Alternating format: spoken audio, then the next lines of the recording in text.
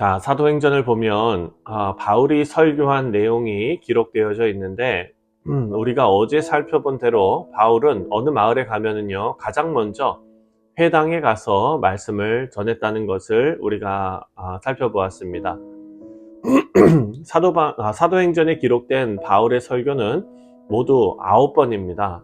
근데 그 중에 8번은 회당에서, 다시 말해서 하나님을 아는 사람들을 대상으로 설교했고, 오늘 본문에 나오는 설교는 유일하게 하나님을 전혀 모르는 사람들에게 설교한 내용입니다. 아덴의 사람들은 예수님의 구원에 대해서 처음 듣는 이방인들이었습니다. 오늘 본문에 바울이 이방인들 앞에서 설교를 시작하는데 그 분위기가 우호적이지 않습니다.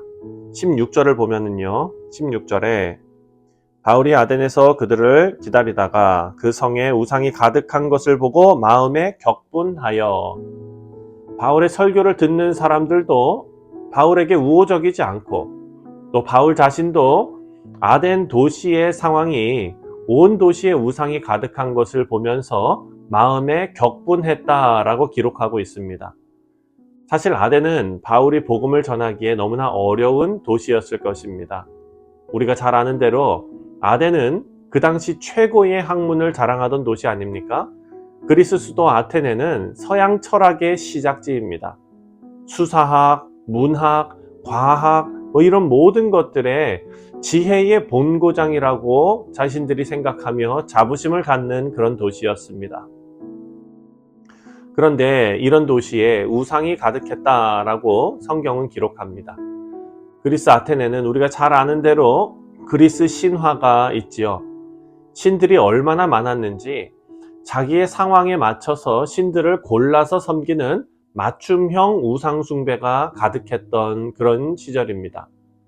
아무리 문학이 발달하고 과학이 발달해도 하나님을 모르면 그저 무지한 우상 숭배자가 되는 것임을 말씀을 통해서 우리가 알게 됩니다.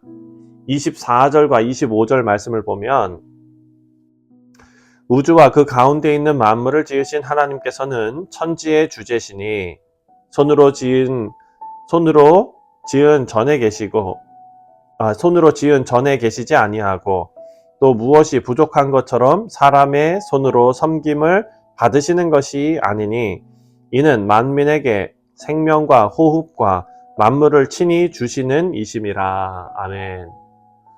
자, 바울이 아레오바고 언덕에서 이렇게 설교합니다.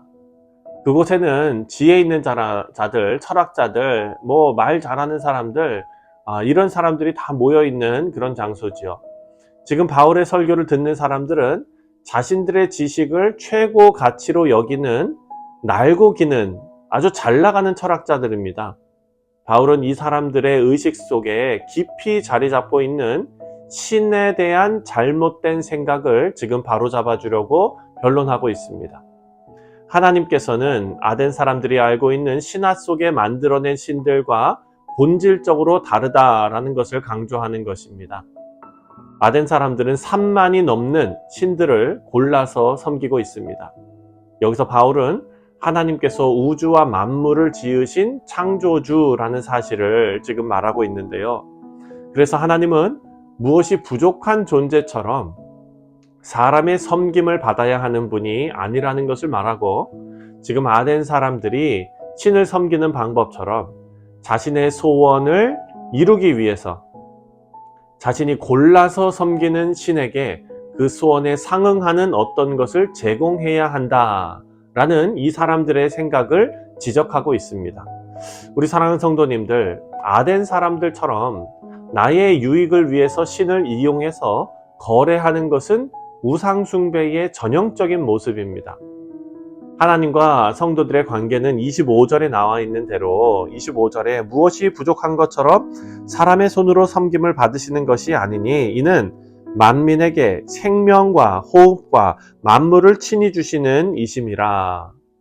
우리의 생명도, 우리의 가정도, 우리의 지금 이 순간 우리가 숨쉬고 있는 이 호흡과 생명 모두 하나님의 섭리 가운데 하나님께서 주신다.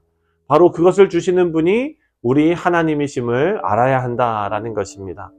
우리가 믿는 하나님은 처음부터 영원까지 스스로 계시는 유일하신 하나님입니다. 26절을 보면 인류의 모든 족속을 한 혈통으로 만드사 온 땅에 살게 하시고 그들의 연대를 정하시며 거주의 경계를 한정하셨으니. 자, 이 말씀을 보면 하나님께서 인류 모든 족속의 연대를 정하시고 거주의 경계를 정하셨다라고 말합니다. 이 말씀은 하나님께서 인류 모든 족속이 스스로 알아서 살아가게 하시는 분이 아니라 인류 역사에 구체적으로 개입하시는 하나님이시다라는 뜻입니다. 하나님께서는 역사의 주인이십니다. 이 말은 작게 생각하면 우리 인생의 주인이시다라는 의미입니다. 사도 바울은 너무나 분명하게 하나님께서 역사의 주인이심을 밝히고 있습니다. 그리고 이것이 성경이 일관되게 우리에게 알려주는 진리입니다. 세상에는 우연히 일어나는 일이 없습니다.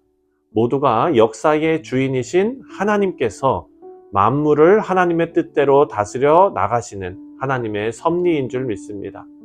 우리 사랑하는 성도님들, 하나님께서 역사를 다스리듯이 우리 인생에도 찾아오셔서 하나님의 뜻을 이루고 계심을 믿습니다. 그렇다고 하나님께서 우리를 로봇같이 조종하시는 분이 아니라 우리 인생에 인격적으로 들어오셔서 하나님의 뜻을 설득하시고 또 그 뜻을 우리가 따라가도록 인내심을 가지고 우리를 기다리시고 결국 우리가 항복하여 하나님의 선하신 뜻, 하나님께서 약속하신 영광의 자리로 하나님께서 옮겨 놓으시는 그런 분이시다라는 것을 말씀을 통해 알 수가 있습니다. 여러분, 이것이 얼마나 감사한 일인지 모릅니다. 하나님께서 우리를 하나님과 상관없이 죄 가운데 내버려 두시고 개입하지 않으시면 우리는 진리를 알지도 못했을 것입니다. 우리를 찾아오시고 존중해 주시고 포기하지 않으시는 하나님의 은혜에 감사하는 하루가 되시기를 주님의 이름으로 축원드립니다. 자, 이런 은혜를 우리에게 주셨기 때문에 우리는 우리 마음에 잘못된 것을 담지 말아야 합니다.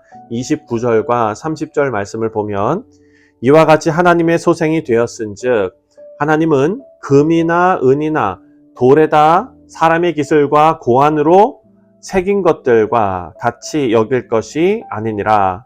알지 못하던 시대에는 하나님이 간과하셨거니와 이제는 어디든지 사람에게 다 명하사 회개하라 하셨으니. 아멘. 자, 바울은요, 아덴 사람들에게 설교하면서 하나님을 금이나 은이나 돌에다가 사람의 기술로 새긴 것들과 같이 여기지 말라라고 말했습니다. 이 말은 사람이 새겨서 만든 것은 하나님이 아니라는 것입니다. 사랑하는 성도님들, 생각해 보면 요즘 시대에는요, 과학이 하나님과 같은 권위를 갖는 것을 보게 됩니다. 그리고 과학자들이 선지자들의 역할을 하는 것을 봅니다. 믿음이 없는 사람들은요, 우리가 믿는 하나님은 실체가 없고 과학적 증거와 논리가 없다고 말합니다. 그리고 그래서 기독교를 비웃습니다. 하지만 과학적으로 증명이 되고 논리적으로 납득이 되는 과학 기술과 과학자들은 사람들이 신뢰합니다. 과학이 사람들의 종교가 되었고 사람들은 이런 기술을 신뢰하고 자신들의 마음에 그것을 새기고 있습니다. 하지만 성경은 그런 것들이 아니라 예수 그리스도의 인격과 성품을 우리 마음에 새기라 라고 명령하고 있습니다. 우리는 본래 하나님의 형상대로 창조되었습니다. 그래서 우리는 마땅히 우리에게 보이신 예수님의 인격과 성품을 우리 영혼 깊숙이 새겨야 될 줄 믿습니다. 세상이 숭배하는 과학기술이 아니라 예수님의 영을 우리 마음에 모실 때 참된 구원이 있음을 믿습니다.